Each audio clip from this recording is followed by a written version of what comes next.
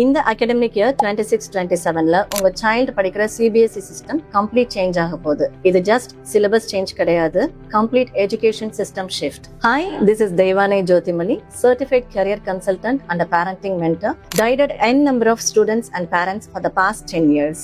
CBSE சிஸ்டம்ல இப்போ வந்திருக்க சேஞ்சஸ் என்னென்ன அப்படின்னு பாத்தீங்கன்னா, மேக்ஸ் அண்ட் சயின்ஸ்ல 2 level, standard and advanced level. லாங்குவேஜஸ்ல 3 levels, R1, R2 and R3. இது ரொம்ப ஸ்ட்ராங்கா கொண்டு வந்திருக்கிறாங்க. வொகேஷனல் சப்ஜெக்ட்ஸ் இனிமே மார்க்ஸ்ல கவுண்ட் ஆகும். கிளாஸ் 3ல இருந்தே AI and computational thinking introduce ஆகுது. ஆர்ட், பிசிக்கல் எஜுகேஷன், வெல்பீயிங் இதெல்லாம் இனிமே ஆப்ஷனல் சப்ஜெக்ட் கிடையாது, கோர் சப்ஜெக்ட்ஸ். கிளாஸ் 9ல இருந்து ஃபோக்கஸ் இனிமே புக் நாலேஜ்ல கிடையாது, ரியல் லைஃப் ஸ்கில்ஸ்.